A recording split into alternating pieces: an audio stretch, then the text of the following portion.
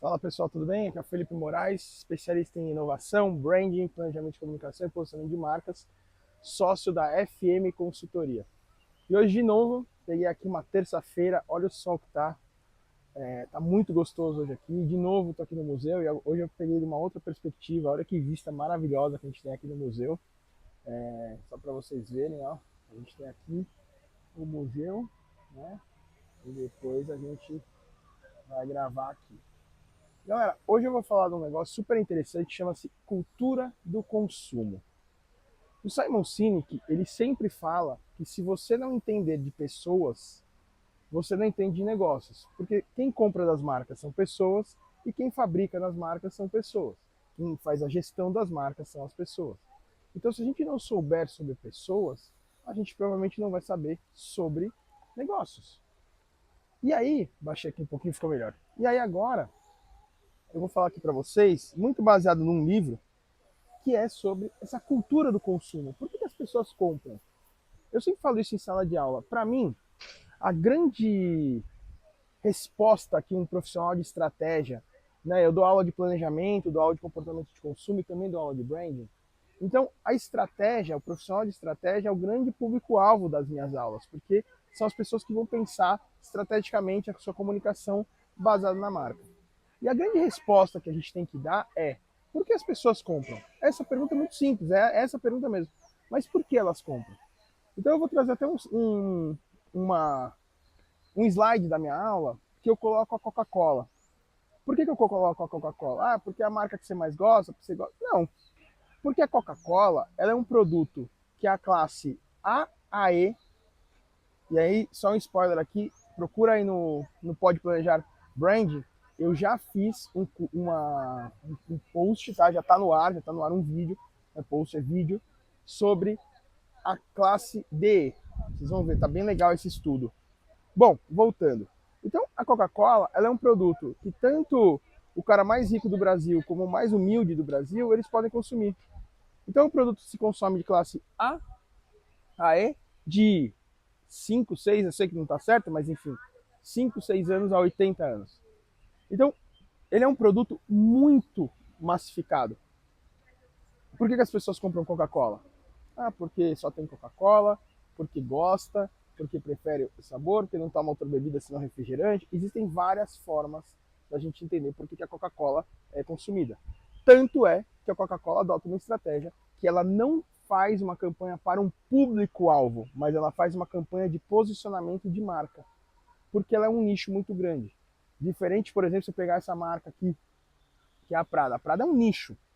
E aí daqui a pouco eu vou gravar aqui uma imersão que eu fiz. Também já vai estar disponível, assim que vocês assistirem esse vídeo vai estar disponível. Uma imersão que eu fiz no luxo, porque eu estou fazendo um trabalho de luxo. Então eu fiz uma imersão no luxo. E aí vocês vão gostar do que eu vou falar. E essa aqui é uma das marcas que eu vou avaliar. Mas essa aqui é uma marca extremamente nichada. Então ela fica num determinado shopping, um dos shoppings que tem aqui em São Paulo. Ela tem um determinado público. Então ela tem uma série de itens que fazem com que essa marca fale com um determinado público-alvo diferente da Coca-Cola. Mas vamos falar sobre a cultura do consumo. Vamos lá. Primeiro passo, não satisfazer 100% provoca o desejo. Olha que legal isso. Então, eu fui nessa loja, entrei e comprei essa camiseta. Eu estou 100% satisfeito? Não sei. Sinceramente, eu não sei se eu estou 100% satisfeito. Ela é boa, a malha é boa, tá um baita no calor, eu não estou sentindo calor. Deve estar uns 30 graus agora nesse momento, são 11h20 da manhã, quer dizer, daqui a pouco o sol vai estar bem em cima de mim. Mas eu não estou sentindo calor, é uma marca legal, é uma camiseta bacana, é uma camiseta que eu vou numa reunião, eu vou num evento, eu vou num encontro. Mas será que eu estou 100% satisfeito com ela? Será que eu estou 100% satisfeito com esse óculos, com essa caneta, com o tênis que eu estou usando, com o relógio que eu estou usando, com o celular que eu estou usando? Então, quando eu não estou 100% satisfeito, provoca o desejo. O que é provocar o desejo? Eu quero mais. Putz, essa camiseta não ficou legal. Eu quero agora uma azul, eu quero uma branca. Ou às vezes eu fiquei tão satisfeito com o produto que eu quero comprar mais. Então, por exemplo, essa caneta aqui, eu fiquei extremamente satisfeito com ela. Ela é uma coleção da Montblanc com a Ferrari. Ela é muito gostosa de escrever, ela tem uma cor amarela, ela tem uma... acho que é amarela, agora eles acabaram de lançar na cor madeira. A cor madeira amarela talvez não, mas essa daqui, essa não é a tinteiro. Mas essa aqui, tinteiro, talvez eu compre em breve. Por quê? Porque eu gostei muito dessa caneta. Então ela também me gerou o desejo. Eu não preciso de uma caneta tinteiro, eu tenho caneta tinteiro. Aqui é Montblanc, para quem me segue sabe que eu tenho coleção. Então, assim, sempre que posso, eu compro uma, né? Um por ano, talvez, eu consiga comprar. E me deixa esse desejo. Mas também não me satisfazer 100% também me gera o desejo. E aí fica na dúvida em vocês. O que vocês vão trabalhar? Vocês vão trabalhar uma campanha em que as pessoas não estão satisfeitas com os produtos que elas têm, você vai falar que o seu produto é melhor do que o do concorrente? Ou você vai trabalhar uma campanha onde as pessoas estão tão satisfeitas que você quer fazer uma outra venda para elas? E aí? Aí muito depende de você. Bom, as tendências culturais modam o consumo e a indústria. O que está acontecendo hoje? Vamos lá. O que eu vou dar de dica para vocês? Toda vez que vocês forem fazer uma estratégia, um planejamento de marca, um planejamento de comunicação, um planejamento de redes sociais, um planejamento de inovação, se atentem aos movimentos culturais. Hoje, o ESG, por exemplo, ele está muito inserido na vida das pessoas. Principalmente os públicos mais jovens, eles querem saber quem é a marca, o que essa marca faz, o que ela faz para o meio ambiente. Então, assim, qual marca que de Ipiranga está patrocinando o museu? Está trazendo para o museu alguma coisa relevante? Será que tem alguma? Porque isso pode ajudar numa venda. Então, olha que bacana. Vou até tirar para cá, porque tem um pessoal lá atrás que eu não quero que apareça no vídeo, senão depois eu tenho que pagar direito autoral.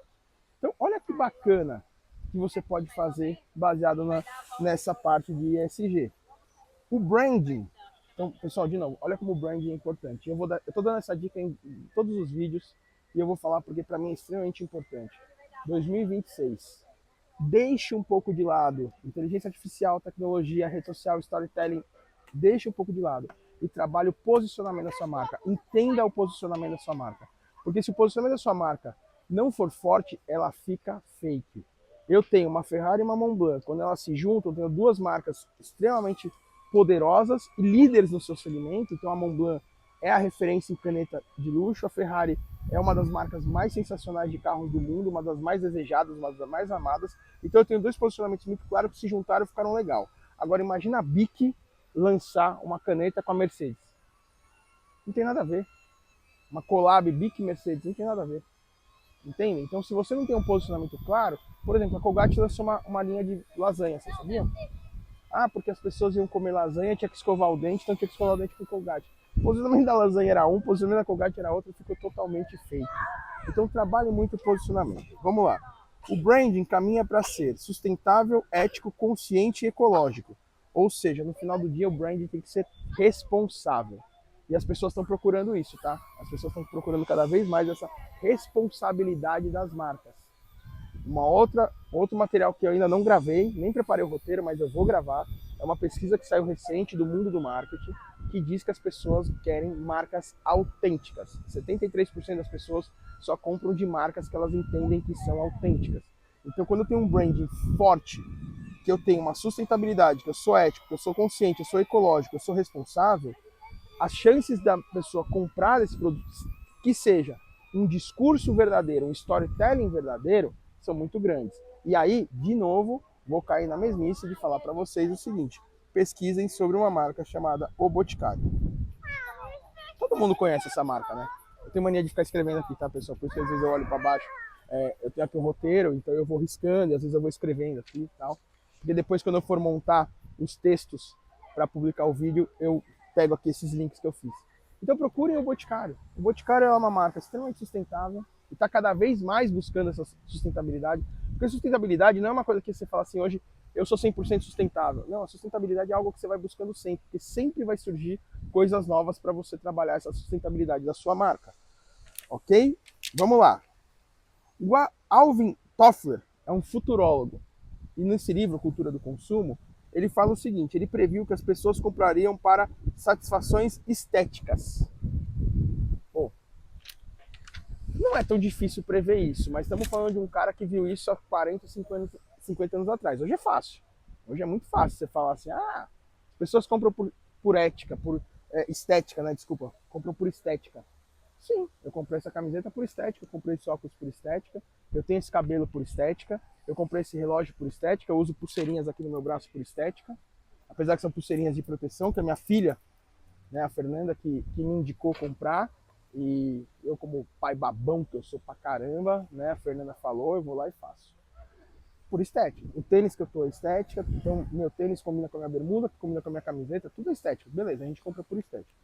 Entretanto, um psicanalista chamado Ernest Discher diz que o foco dos produtos deve ser na fantasia que despertam na mente humana nos aspectos multissensoriais. Hoje, uma compra ela não é só eu entrar na loja e faço uma compra. A compra ela tem que trabalhar os 5 sentidos. Tem um livro que eu adoro, um dos melhores livros que eu li, do Martin Lindson, que é um autor que eu gosto muito. Ele chama Brand Sense. Apesar do livro estar em inglês e o autor ser inglês, se eu não me engano, não sei se ele é americano ou inglês, eu não lembro, o livro é em português, tá? Então podem comprar tranquilamente. E eles falam sobre os 5 sentidos. Né? Então até coloquei aqui, ó, 5 sentidos como Lindson defende na sua teoria do Brand Sense. Então ele defende que as compras são feitas baseadas nos sentidos. Então eu posso estar numa loja, pode ter o visual, pode ter o cheiro, eu posso dar... Sabe que o Lindson ele tem um outro livro que é mais conhecido ainda, que é A Lógica do Consumo, que ele fala o seguinte, que quando as pessoas comem chocolate, a sensação no cérebro quando você come um chocolate é tão forte e chega muito próximo a um orgasmo, tá? A sensação que você tem quando você come um chocolate, que as pessoas ficam mais abertas para comprar. Eu lembro uma vez que quando eu li esse livro, eu cheguei numa loja que eu atendia só o e-commerce da loja, mas a gente deu a ideia, e infelizmente eles não toparam, que a gente ia fazer o seguinte, na porta da loja, a gente ia comprar chocolate pequenininho, gastar R$100. Comprar lá 1 quilo daqueles chocolates pequenininhos, que ia dar uns 100, R$120 na época. Tinha uma loja de chocolate bem perto da loja, e eu fui lá ver, não ia custar mais do que R$100. Eu falei, cara, todo mundo que entrar, a gente vai dar um chocolate. Não é ficar na porta distribuindo. É você tá dentro. Então a pessoa tem que entrar na loja para ganhar um chocolate.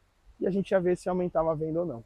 Então fica aí uma dica para vocês fazerem isso, porque o Lindson defende muito esse uso dos multissensoriais. Então quando a gente começa a ver que eu começo a trabalhar que as pessoas compram por estética, os produtos têm que gerar fantasia. Pô, fantasia e estética tá tudo a ver, pessoal. O marketing trabalha a fantasia, o marketing é a arte de gerar o desejo. Quando eu tenho a arte de gerar o desejo, eu trabalho a fantasia. Olha quantas marcas que a gente começa a ver trabalhar a fantasia. Tem uma campanha que eu adoro aqui para vocês. Se eu não me engano, ela é da Argentina. Eu sei porque fala em castelhano, mas eu acho que é da Argentina. É de um país latino, tá? Que é da Audi, de uma perua Audi. Eu até uso isso em aula. É de uma perua Audi. E é uma propaganda que é o seguinte, o cara entra na perua Audi e eles simulam essa perua como se fosse um caça. Então o cara entra e começa assim, a primeira imagem é meio que assim, você vê isso e a gente vê isso. Então as pessoas veem assim, é o carro andando, você vê isso, é o cara sentado com uma imagem como se fosse do Homem de Ferro, aquelas bolinhas que ele fica olhando, aqueles gráficos que ele fica olhando no capacete. Ah, você vê isso, a gente vê isso. Então o cara tá andando e de repente aparece um caça, né?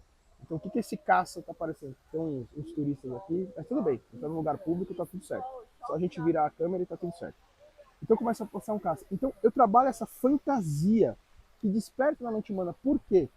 Por que eu faço isso? Pessoal, muito simples porque eu faço isso. Quantas vezes vocês se depararam com um cara que comprou um carro legal e esse cara falou, isso aqui é uma nave. Nossa, peguei uma nave. Tem um cara que eu gosto bastante, eu não sigo ele, mas eu vejo muito corte dele, que é o Tecar, que é o Thiago, que ele é dono de uma loja chamada Tecar, que ele é um cara que está super conhecido aí por causa do mercado automobilístico. Ele trabalha com carros de luxo e tudo mais. E ele fala sempre, isso aqui é uma nave. Chega lá uma BMW X6, isso aqui é uma nave. Chega um Audi RS6, isso aqui é uma nave. Então eu trabalho com isso. Então quando a gente pega essas duas teorias, do Alvin e do Ernest, a gente começa a entender a estética, a fantasia e o multissensorial. E aí eu conecto a teoria do Martin Lindson, dos 5 sentidos, porque o multissensorial é os 5 sentidos, e aí a gente consegue trabalhar um tipo de consumo diferente, onde as pessoas vão consumir sua marca Porque efetivamente elas estão engajadas com a sua marca, porque você conseguiu conquistar elas no lugar mais importante, que é no subconsciente. 95% das nossas decisões são subconscientes. Então, se eu consigo atingir o meu público no subconsciente, eu consigo ter mais efetividade. E aí eu pego uma vez, uma conversa que eu tive com meu queridíssimo amigo Alexandre Marques, um dos maiores profissionais que eu já trabalhei e tenho a honra de ser amigo, Alexandre Marques, que ele fala o seguinte: o grande estrategista, ele entende o que as pessoas não falam. E o multissensorial são técnicas para eu despertar o desejo do consumo sem saber o que as pessoas querem realmente consumir. Porque aquela frase do Henry Ford, que se eu perguntasse para as pessoas o que elas iam querer cavalos mais rápidos e não um carro, é muito verdade. E hoje a gente usa. Quando você vai fazer pesquisa, as pessoas não sabem o que elas querem, elas sabem o que elas não querem. Mas dificilmente elas sabem o que elas querem. Quer um exemplo? Você sábado, por exemplo, eu desde março eu me separei, né? Quem me acompanha sabe, eu fui casado 13 anos e tal. E em março desse ano eu me separei. E agora, obviamente, solteiro, eu tô saindo com algumas meninas. E aí, recentemente, eu saí com uma menina. E aí, uma mulher, né? Eu falo menina, mas, pô, eu tenho 46 anos, não tô saindo com uma menina de 20 anos, sabe? Uma mulher de 42. Aí eu entrei no carro. Oi, tudo bom, tal, né? Quer dizer, na verdade, ela entrou no meu carro. Oi, tudo bem? Legal, onde a gente vai? Putz, não sei. Aí ficou aquele negócio do carro. Pô, peraí. Ah, então tá. Então vamos. Aí eu fui por. Então tá bom. Então vamos lá. Era um sábado à noite, né? Foi agora. Sábado agora. Quer comer pizza? Ah, não. Comi pizza a semana inteira. Bom, pizzaria a gente pode. Você quer comer carne? Ah, não. Carne não me faz muito bem. Beleza. Você quer comer massa? Putz, massa pode ser uma boa. Opa, já tem aqui. Então, ela não sabia aonde ela queria ir. É lógico, né? Aí vão falar assim, mas o homem tem que tomar decisão. Beleza, tem que tomar decisão, mas tem que tomar decisão baseada também numa coisa que a menina quer. Não vou botar a menina numa pizzaria, ela sentar comigo e falar assim, então, eu comi pizza 4 vezes essa semana, não tô afim de comer pizza hoje. Ferrou, né? Acabou o encontro. Então, vocês entenderam que é uma coisa tão simples, é uma coisa tão do dia a dia, mas que mostra exatamente que a frase do Henry Ford não é tão antiga. As pessoas realmente elas não sabem o que elas querem. Bom, quando a gente fala de emoções, então o multissensorial, trabalhar essa fantasia, eu estou trabalhando também emoções. Vamos trabalhar emoções? Como é que a gente trabalha emoções?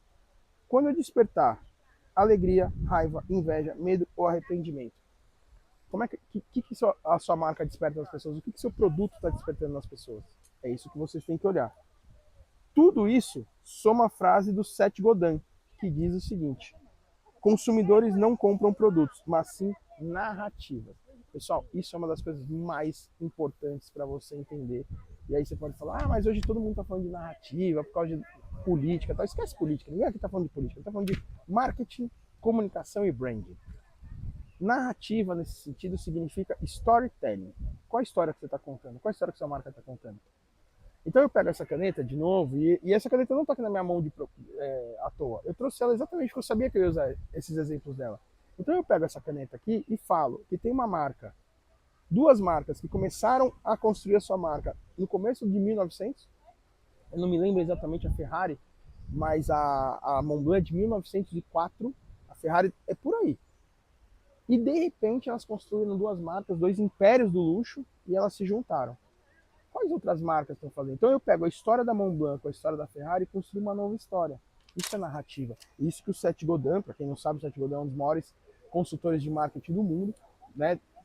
Tem um histórico sensacional, um currículo sensacional, livros muito legais, e o Seth Godin fala isso. Bom, estudar o consumo não é apenas com um texto. A gente tem que ter muita referência. Então vocês viram que eu trouxe referência de um livro, trouxe referência de um futurólogo, de um psicólogo, de um consultor de marketing. Isso está anotado aqui. De dois consultores, que é o Seth Godin e o Martin Lindser. Então eu trago 5 referências aqui. Ainda falei para vocês do Ford. E falando da Ferrari e da Montblanc. Então eu trouxe uma série de referências. Ah, fazer vídeo assim é fácil, Felipe. Você pega um monte de frase e vai juntando. Se você achar isso, desculpa, mas o seu pensamento está muito mil. Nós, estrategistas, nós pegamos pesquisas, referências e nós conseguimos consolidar isso num caminho único. Nós somos o Waze da propaganda. É nós que pegamos todos os dados que nós temos e falamos, esse aqui é o caminho. Então eu estou te dando uma série de insights de consumo para você pegar amanhã e falar assim, legal, agora eu vou trabalhar isso na minha marca. E vai trabalhar. Por fim, Na experiência de consumo, as pessoas buscam a fantasia, o sentimento e a diversão. E aí eu volto aqui na emoção. Quando eu desperto alegria, raiva, inveja, medo ou arrependimento, eu desperto uma parte de consumo. Ah, filho, mas você está falando que eu vou ter que fazer uma campanha que eu vou despertar o arrependimento das pessoas de terem comprado meu produto? Não. O arrependimento das pessoas de não terem comprado seu produto. A raiva que uma mulher tá porque a melhor amiga dela comprou um vestido que ela queria. E agora ela não vai comprar esse vestido porque ela não vai comprar um vestido igual a amiga. A inveja que um cara tá porque o vizinho dele comprou um carro que ele queria comprar e agora ele não vai comprar porque o vizinho comprou, ele não vai comprar um carro igual ao do vizinho. Então, quando eu desperto essas emoções, que aí é o outro lado da propaganda, a alegria é fácil de despertar. Ah, a pessoa vai lá, tô vendendo um imóvel, aí eu ponho uma foto lá de uma família, pai e mãe alegres, assim, abraçados, a filhinha no meio, rindo, na praia. Pô, legal pra caramba. Isso é ótimo. Agora, como é que eu desperto as outras emoções? É isso que a gente precisa ver.